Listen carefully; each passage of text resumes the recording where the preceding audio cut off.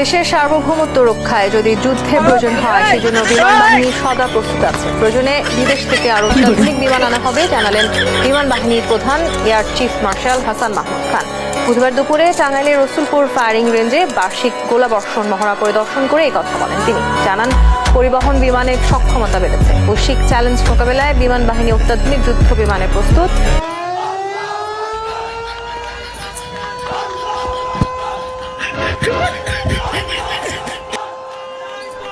এটা বাংলাদেশ, এটা পাকিস্তান না রে বাবা, এটা ইন্ডিয়া না। বাংলাদেশের মানুষটা আমার আল্লাহ তাআলা এমন একটা নেতা দিয়ে বানাইছে যারা কারোটা খায় না, কারোটা লড়ে না, সুযোগ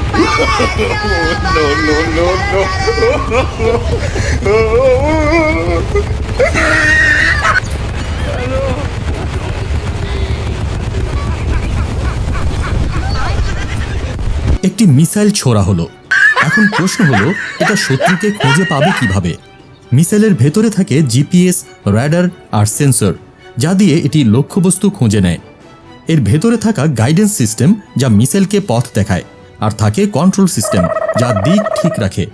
টার্গেট যদি নড়াচড়া করে, চিন্তা নেই, মিসাইল নিজেই পথ বদলায় আর ঠিক সময়েই আঘাত হানে।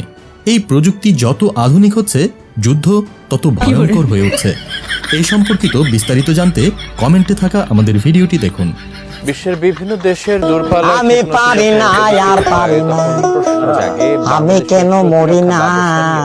তবে অনেকেরই হয়তো জানা নেই আজরাইল কি চিনে না দূরপাল্লার ক্ষেপণাস্ত্র। আমারে গো, আমি পারি না, আর পারি না।